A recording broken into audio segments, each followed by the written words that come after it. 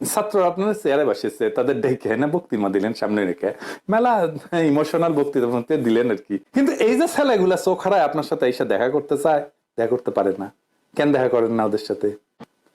ওদের অবদান নাই? ওরা লড়াই করে নাই? ওরা হারায় নাই কিছু? কেন দেখা করেন না তাদের সাথে? না করতেছেন চিকিৎসা, না নিচ্ছেন কোনো খবর। ওর পায়ের বিনিময়ে আপনি ওই চেয়ার অন করছেন, এই ছেলেগুলোর চোখের বিনিময়ে ওই চেয়ারে বসছেন আপনি। আপনারা কেউ গুলি খান নাই, গুলির দুঃখ বুঝবেন না।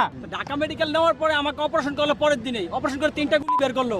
ওইখান থেকে আমার সিট গেলো জাতীয় চক্ষু হসপিটালে। ওইখানে আমার এই যে অপারেশন করলো 4-5 দিন পরে আবার অপারেশন করলো, 2বার অপারেশন করলো আমার চোখটাকে। 2বার অপারেশন করার পরে কেন 8টা গুলি চোখের ভিতরে থাকে যায়? আমি পঙ্গু মানুষ, মানে আমি চলতে পারি, আমার হুইল চেয়ার দিয়ে চলতে হয়, আমার হাতে দেখেন পা দেখেন, আমাকে কেন ধরে রাখছে? আমার প্রশ্ন, আমার এখানে আসতে হয়েছে কেন? আমি এই মানুষগুলো নিয়ে এখানে কেন আসতে হয়েছে? সর্বশেষ আমার সাথে অনেক উপদেষ্টার সাথে কথা হয়েছে, তাদের কথা শুনে মনে হচ্ছে আমরা এখানে, এরা গুলি খেয়ে অপরাধ করছে, এরা আহত হয়ে এরা রাস্তায় নেমে অপরাধ করছিল।